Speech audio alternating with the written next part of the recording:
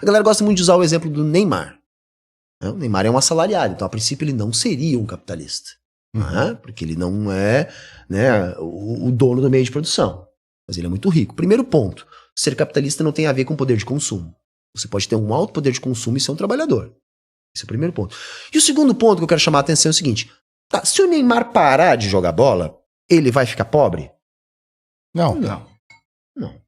Mas se o Neymar parar de jogar bola, ele vai continuar tendo a influência política e o acúmulo de capital que ele tem jogando bola?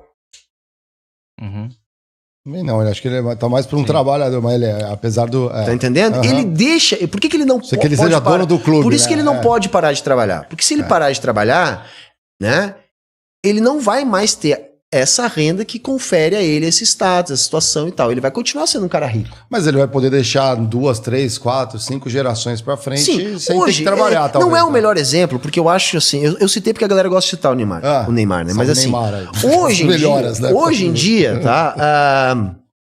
Ele já deve ter dinheiro investido, ele já deve ser um capitalista. Já deve ter condições de viver do capital. Mas aí tem uma outra situação que é a seguinte: o capitalismo não é um modo de produção onde não há mobilidade social. O capitalismo é um modo de produção onde a mobilidade social ela é restrita. Então você pode ascender de uma classe social para outra, mas isso é a exceção. E a exceção existe para confirmar a regra. Tá? Então, tentando responder de maneira mais clara a tua pergunta, quando é que você deixa de ser capitalista? Quando você tem capital e você tem influência política a partir desse capital. E quando você consegue comprar deputado, comprar vereador, quando você consegue... que nem eu digo, Jeff Bezos precisa ser presidente dos Estados Unidos? Não. Qualquer um que sentar lá na cadeira vai receber o Jeff Bezos se ele quiser ser recebido. E vai ouvir o Jeff Bezos e tem grande chance de atender um pedido de Jeff Bezos. Vai ter uma campanha financiada, vai ter... Você vai, entendeu? Então ele não precisa estar lá. Né? Então isso é um capitalista. Né? Você tem as chamadas franjas de classe. Por exemplo, você tem, né, a alta burguesia e tem a baixa burguesia. A baixa burguesia é aquele capitalista que já tem alguma influência política, nem que seja local. Mas ele tem uma influência política. O capitalista, antes de tudo, ele tem um poder político que deriva da sua propriedade. Para nós, marxistas, o poder ele não é algo espiritual. O poder deriva da materialidade. Então a sua riqueza te confere esse poder político. Se você não tem influência política, você é um trabalhador. Uma outra questão. Você pega um cara que tem uma padaria.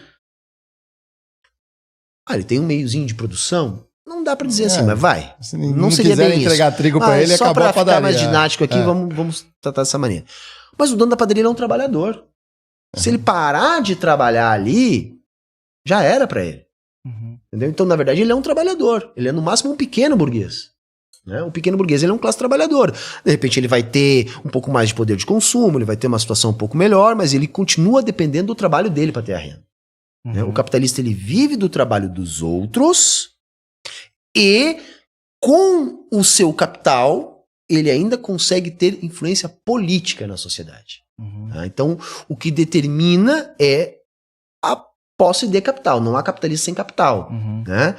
E esse capital confere ao capitalista poder político. Tá? Se ele não tiver poder político, não dá para chamar ele de capitalista.